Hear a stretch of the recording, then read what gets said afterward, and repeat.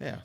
Bom, se a gente for nesse sentido, cara, a gente a criança não é uma etapa, ela é parte da gente. Então, todas as nossas fases também estão aqui comigo, Exato. né? Ah, todas as fases e também o seu futuro. Nossa, aí tu deu um nó na minha cabeça Não, agora. não dei. Por quê? Freud, por exemplo, fala de id, ego e superego. O que é o superego? São as noções superiores, luminares. É o seu futuro.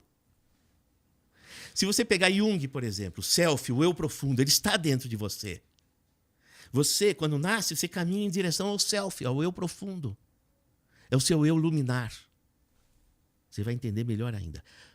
Jesus, vós sois deuses. Ele não diz vós sereis. Podeis fazer tudo o que eu faço e muito mais. Vós sois. Então, o que ele está dizendo? Que a essência nossa tem um poder luminar.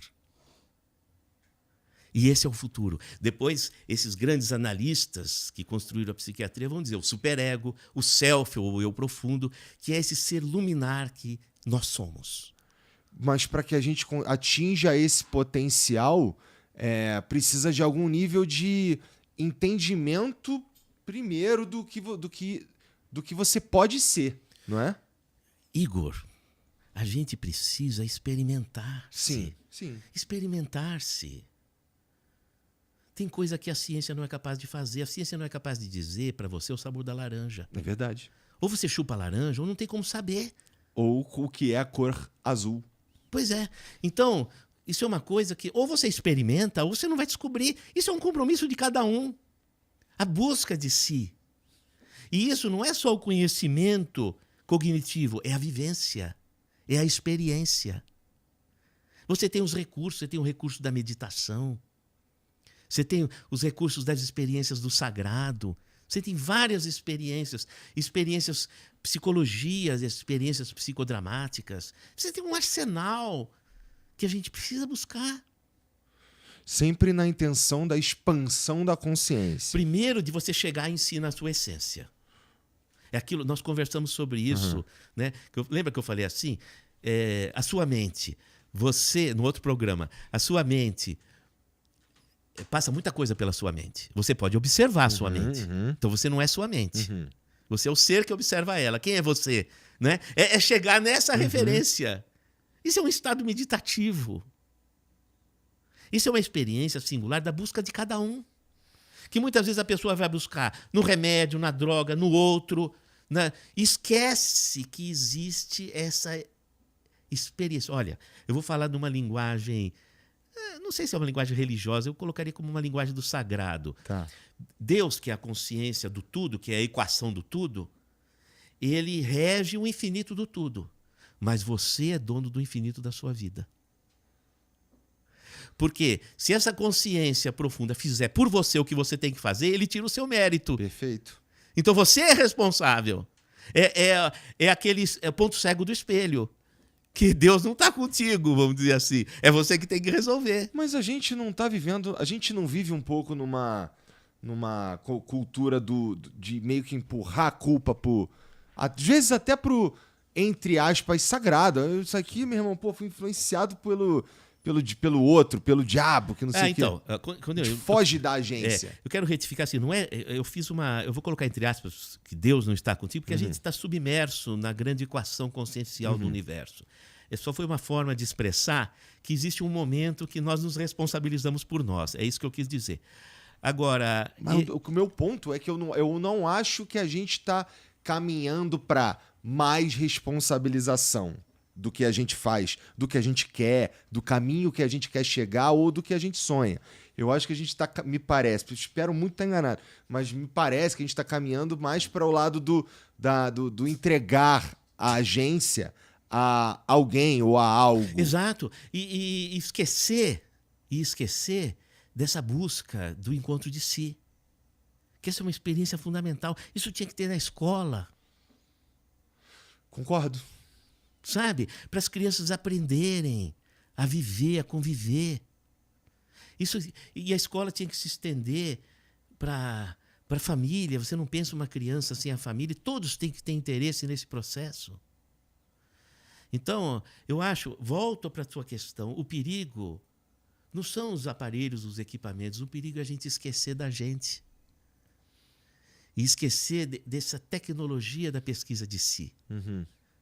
Sabe? De pesquisa ainda há tempo, porque ainda há florestas e seres que têm memória. Tem civilizações que têm memória, que a gente precisa perguntar. Não é? Então você tem civilizações nas Américas, você tem civilizações na África, você tem, até na Europa você tem também civilizações ancestrais, os druidas, os celtas. Você precisa perguntar para essas pessoas que têm a memória. A gente não pode perder essa referência, sabe? Que não foi construída na universidade, mas que está na história da vida. Os animais. Os animais, às vezes, eu olho assim, por exemplo, uma vaca, ou um touro, um boi, e ele olha para mim assim, como se ele dissesse assim: estou sabendo o que vocês estão fazendo. Estou só esperando para ver o que vai acontecer. Parece que sabe tudo. Talvez, Igor, eu já pensei assim nessas ilações como criança, que a gente pensa e imagina, né? A nossa criança interna. Eu pensei assim, e se nós um dia descobrirmos que os animais sabem de tudo e não falaram nada, só esperaram acontecer para que a gente descobrisse? E depois a gente descobre que existe um tipo de consciência nos animais que detém os algoritmos da história da vida. E nós perdemos isso. Porque a gente esqueceu que a gente é parte da natureza. Nós compartilhamos com a natureza. A natureza não é nosso objeto de consumo. E a gente é bom em tratar a natureza como nosso objeto de consumo, na verdade. E você perde a referência de tudo seu. O que você respira, o ar que você respira, 21% é o oxigênio, que é produzido na maior parte, mais de 90%, por cianofícias, que são seres unicelulares, as algas azuis, do fitoplâncton, que é um ser unicelular, que num diálogo com uma estrela de quinta grandeza, que é o Sol, produz o oxigênio, o ar que você respira. E a gente esquece disso. A gente, às vezes, não considera isso ou imagina que, não, isso aqui tá dado já. Na verdade, a gente nem considera, porque tá dado já, né? Mas isso é uma reflexão muito interessante, que é duas, na verdade. A primeira, a gente é intimamente conectado com aquilo que a gente está destruindo. E dois, nossa, é tão perfeito, né, cara? Um negocinho que... Você quer ver como são os algoritmos na natureza? Por exemplo, que bairro você está aqui? É Vila Prudente. Por que você está aqui? No meu caso, tem basicamente porque era onde eu conseguia ter uma casa do tamanho dessa. Tá. Por que chama Vila Prudente? Deve ter alguma coisa a ver com algum cara que tinha o sobrenome de Prudente. Eu vou fazer um exercício com você, tá bom? Prudente de Moraes foi o terceiro presidente do Brasil. Tá? Foi o primeiro presidente civil. Porque você teve o Marechal Deodoro da Fonseca, de 1889. Você teve o Floriano Peixoto e depois, em 1894, você tem o Prudente de Moraes, que dá o nome da Vila Prudente. Muito bem. O que marcou o governo de Prudente de Moraes? Porra, não sei.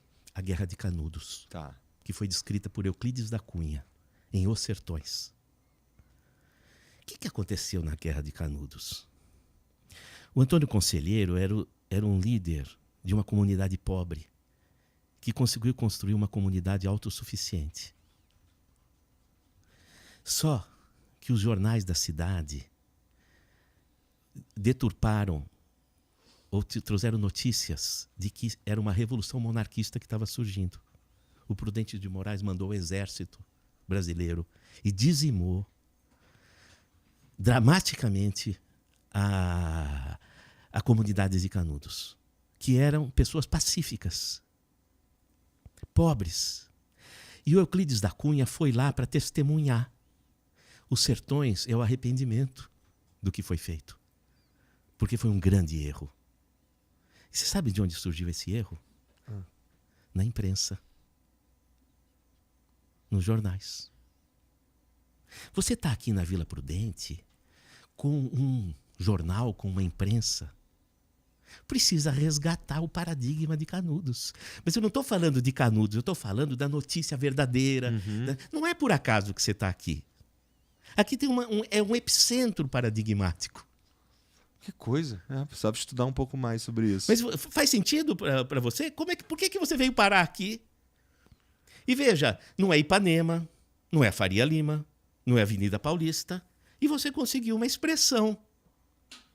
Não é? Porque você veio com um paradigma. O paradigma da imprensa que provocou a chacina de Canudos, um grande erro de comunicação. É acertar a comunicação para que as coisas... Interessante. Esse é o paradigma de Canudos, sabe? E outra coisa também, esse é um fenômeno que está acontecendo muito. Por exemplo, se você tem uma moeda, aí você sabe girar uma moeda? Fazer ela girar? Não sei não, Alguém sabe fazer? Alguém de vocês sabe girar uma moeda? Tipo assim, ó. Tipo assim? Girar, puf. Tá vendo que ela tem um eixo? Aí ela começa a cair, aumenta a velocidade e ela estabiliza. Não é? Ó, pode ver, se o pessoal estiver vendo na filmagem, primeiro ela gira em torno de um eixo. Primeiro ela gira em torno de um eixo. Depois ela começa a cair e aumenta a velocidade. Depois ela para. Ela sai do eixo e aumenta a velocidade. Todas as partes começam a girar. Então, isso chama-se movimento de Euler. Tá? O que acontece? A pandemia. De uma cidadezinha que ninguém tinha ouvido falar, surge um vírus que contaminou a rainha da Inglaterra. Qual foi o paradigma disso? O paradigma disso foi o seguinte. A partir dali, qualquer parte do planeta, pequena ou desconhecida, seria capaz de mudar o planeta. Então, o epicentro da estrutura passa a se equidistribuir, porque todo lugar é importante.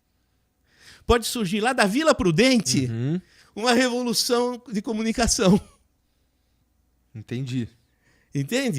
Então, também está entregue para cada pessoa. Está havendo uma equidistribuição e perdeu-se o eixo de hegemonia. Antes, essa instabilidade da moeda jurando, porque isso é uma instabilidade, estava na mão de uma hegemônica, de um país, de uma cultura, de uma estrutura. Aí começou a perder esse eixo e a velocidade fica maior. E isso se equidistribui, não é? Até que a moeda pare e tudo sossegue. Nós estamos vivendo um movimento de Euler. A gente precisa que pare logo, professor? Não é que a gente precisa que pare logo. Isso vai acontecer com uma dinâmica natural, uma dinâmica da natureza. Nós fazemos parte da natureza.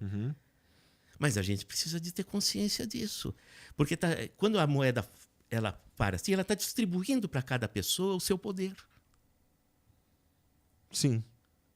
Entendeu? Então há potência aí. Quando para, essa potência também, né? Quando para, você conseguiu estabilidade. Porque isso é estabilidade. Antes era instabilidade. Você entrega a potência para cada um e tudo isso é que gera a estabilidade. Entende?